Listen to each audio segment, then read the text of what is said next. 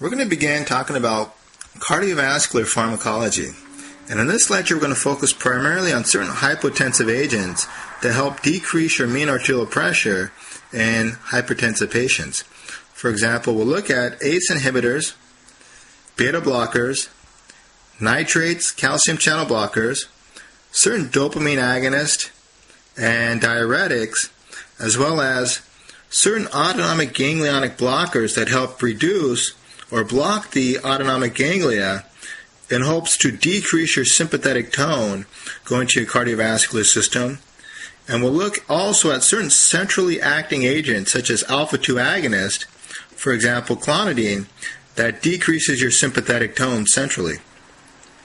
The basic premise of these agents are to maintain or reestablish hemodynamic stability. For example, in hypertensive patients in which you have increased mean arterial pressure, we'll use certain hypotensive agents to decrease your blood pressure.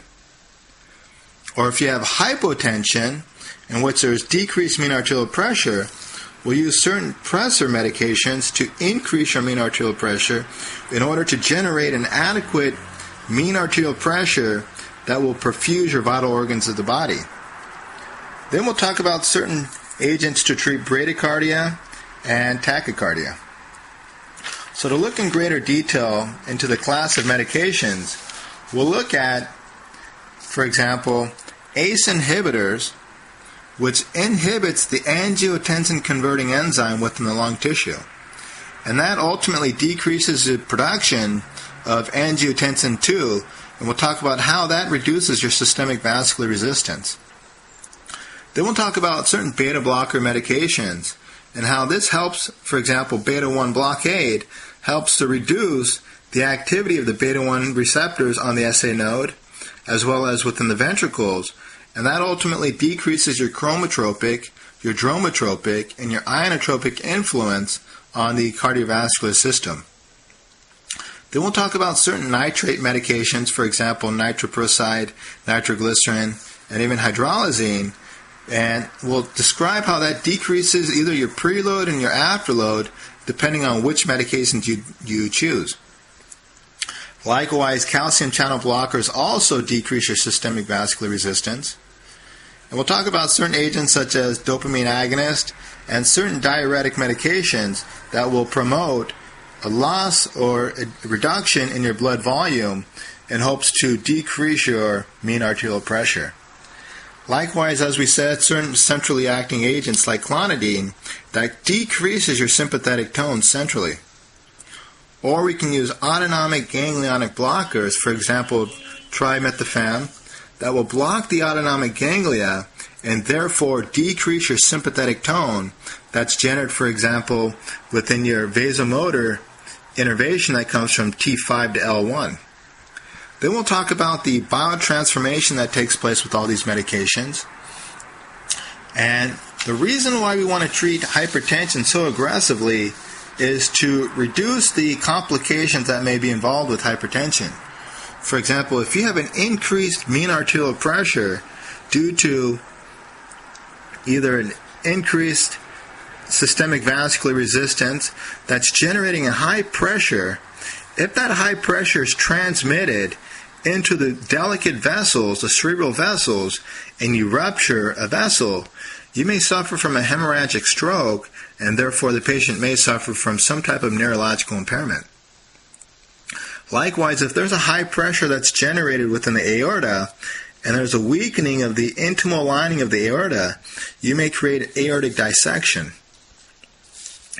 Also another phenomenon with the increased mean arterial pressure, this generally accelerates the atherosclerosis. And with atherosclerosis is basically promoting plaque buildup within the inner lining of the coronary arteries.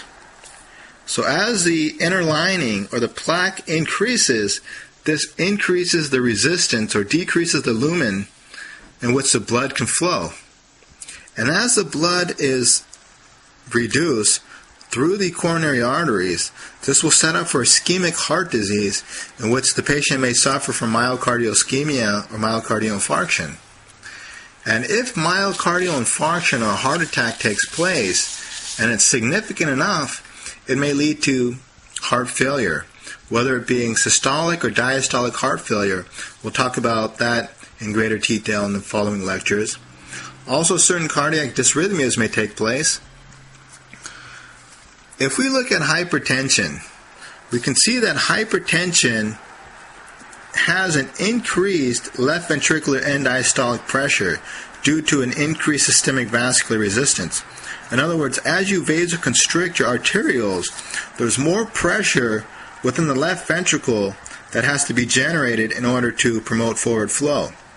And as this pressure is so high, the heart compensates by left ventricular hypertrophy. The heart, or the left ventricle, has to generate an increased muscle mass in order to compensate for the high resistance or systemic vascular resistance that has to be overcome.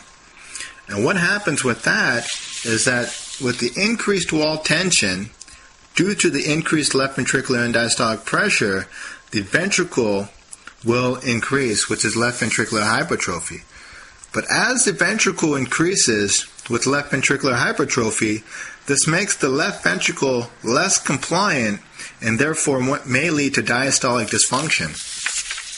And as you generate diastolic dysfunction and the pressures within the ventricle once again increase, this may generate a back pressure that may ultimately lead to pulmonary edema, and therefore the patient may suffer shortness of breath. Likewise, as there's a high pressure within the capillary, small delicate capillary systems of the kidneys, this may also lead to renal failure. So these are the reasons why you want to treat hypertension very aggressively and to establish hemodynamic stability. So we'll talk about all these agents in greater detail, and we'll talk about how to maintain hemodynamic stability in a hypertensive crisis.